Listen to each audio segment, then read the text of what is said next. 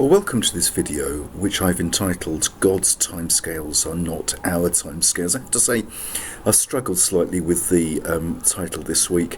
I couldn't find anything that quite encapsulated what I was, that quite summarised what I was wanting to say. I considered God makes a way, but not to our timescales, but that didn't seem to work either.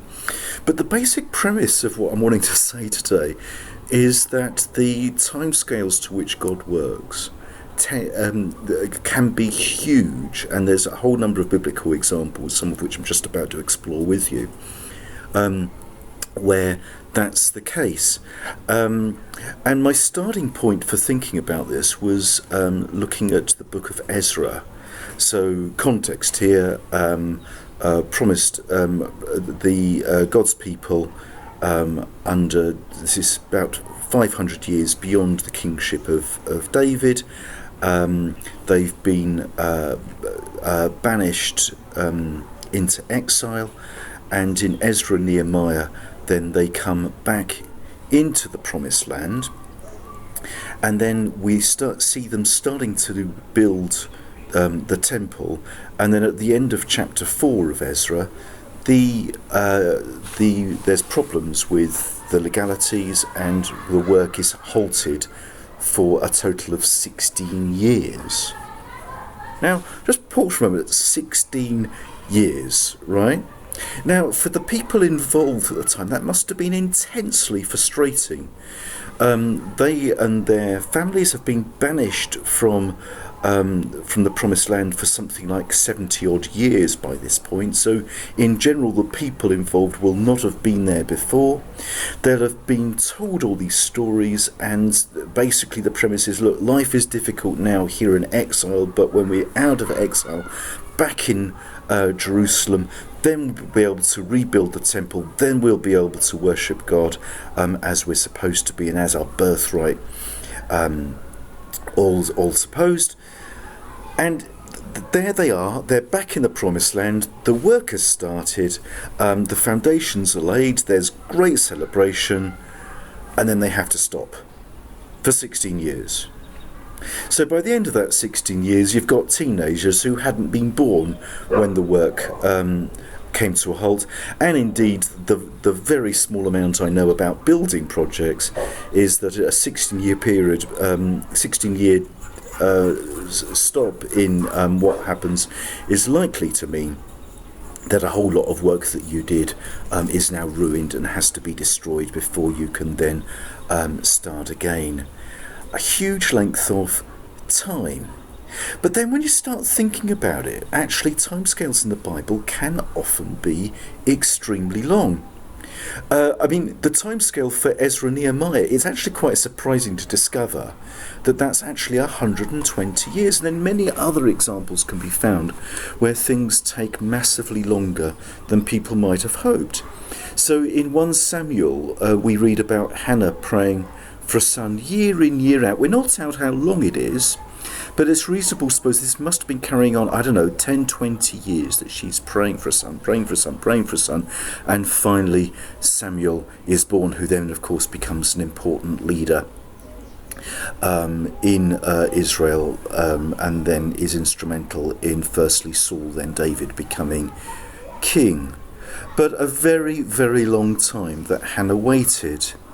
Again, no timescales, but in Luke 2, Simeon, we read about, is promised that he'll see the Messiah before he dies. We don't know how long he waited, but it's clear, I think, from the biblical account, it was many, many years after the promise that he was faithfully going to the temple, praying, waiting upon God, until finally Mary comes with the infant Jesus, and he recognises Jesus for who he is, and reasonable to suppose passes away shortly after that, although we don't know that from the biblical account. But again, long time scales for things to happen after God has promised them. Now, in fact, we do have a time scale for Abraham and Isaac. He's age 75 in Genesis 12 when God promises him that he'll become a great nation.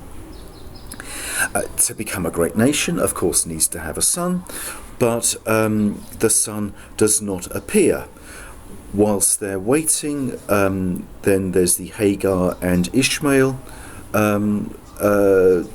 story where instead of continuing to wait for God to fill out his promises, instead Abraham has a son by another woman. Interesting to speculate how world history would be different now had that not happened, but anyway, I'll leave that to one side for the moment. But finally, when he's 100, so 25 years after that promise, finally Sarah, who's now past normal childbearing age, finally has a son. But even after that, we then have, of course, the story of God telling Abraham to sacrifice Isaac. Doesn't happen in the end, of course. Really quite a difficult story, that one. But again, long time scales. The faith of Abraham and Sarah really being put to the test, as it takes a very, very long time with lots of interruptions before God finally fulfills his promise that Abraham indeed was the founding father of the Israelite nation. And so you can carry on for many, many more stories. I mean, another very striking one, I think, some years later, we know that the Israelite people go to live in Egypt at the end of Exodus. There's then a 400-year gap between the end of Genesis and the beginning of Exodus. We don't know exactly when things turn sour between the two communities, but we know that by the birth of Moses, things are pretty bad, and that the baby sons are being killed.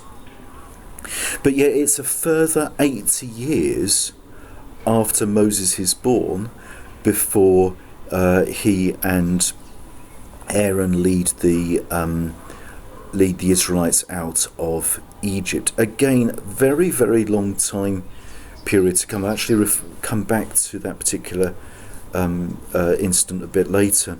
But then, of course, even after they've been led out, still it's another 40 years in the wilderness before the people finally get to the promised land under the leadership of Joshua particularly, but also Caleb.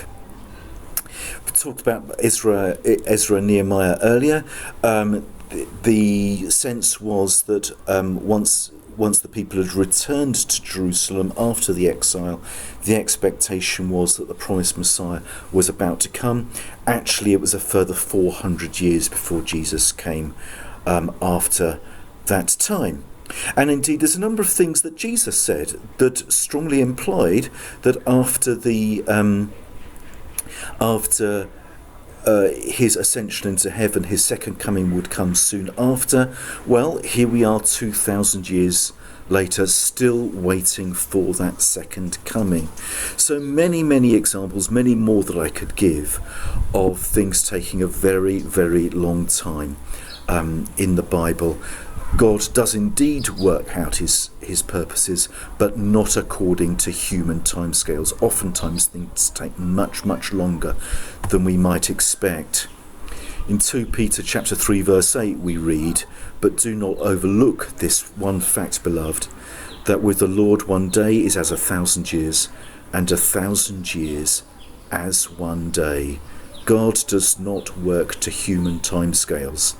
I mean, with some rare exceptions, human life scales go to a maximum of 100.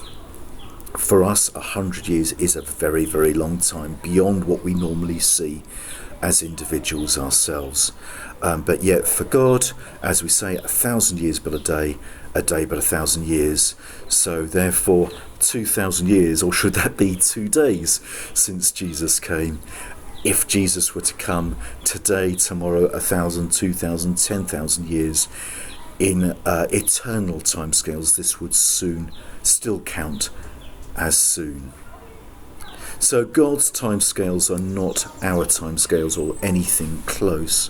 And it seems to me that two key things come out of this for us. One is the need for patience and perseverance. In my own life, I can think of a number of times where things took much longer than I might have hoped for. My PhD particularly the finishing stages, took a great deal of time, a lot of perseverance required there. I can think of people with chronic health problems waiting for improvement. It can be the case that once you get into debt and other financial problems, it can take a long time to sort out. I know people with housing difficulties, really where they live is not serving their needs, and it taking a very long time to sort that out. People feel that they're getting nowhere at work. People with loved ones in difficult situations and feeling the burdens of people in very difficult life situations. All of these things carrying on for huge lengths of time. And it seems to me that, for us as Christians in these situations, we need to follow the example of Hannah and many others, day by day, bringing our burdens afresh back to God, knowing that he listens, knowing that he cares for us, knowing that he wants the best for us, but also knowing God does not work to our timescales, and there's the call here to trust in him, to persevere in prayer, to be patient before him, believing that these things will come right in the fullness of God's time, not necessarily our time. And the other key thing, I think, which comes out of this kind of discussion of God's timelines not being our timelines, is that we're part of something bigger than ourselves. So coming back to Moses, things were already bad when he was born. People were already suffering hugely in the Israelite community there in Egypt, being made to work as slaves in increasingly difficult situations. That was already true when Moses was born, but it was a further 80 years before Moses and also Aaron then led the people out of Egypt. So it's reasonable to suppose that many of the individuals alive when Moses was born had passed away before they got to the Exodus. And so therefore we need to understand this story not for the particular individuals. A good few of whom went through the suffering and never saw the light at the end of the tunnel that we now know about, looking back at this story several thousand years later. And so the key thing here is what happened to the whole community, the whole people, not to the particular individuals. And I think in the 21st century, we actually find that quite hard. We tend to be geared around the individuals. And I think it's both humbling and empowering to think of ourselves as part of something bigger. That the key thing going on for us as we go through kind of difficulties and suffering going on for many, many years is that it may not be what is happening to us that's the key thing, but something bigger as God works out his almighty purposes. So God's timelines are not our timelines. And as we look to develop in our Christian lives, I think this is a key message to take on. We need to be patient. We need to persevere. We need to continue trusting in God even when things are not apparently happening, knowing that for God, 1,000 years is a day, and a day is 1,000 years. Thank you very much for listening to this video. Very, very interested to know any thoughts that you might have arising from it. Thank you.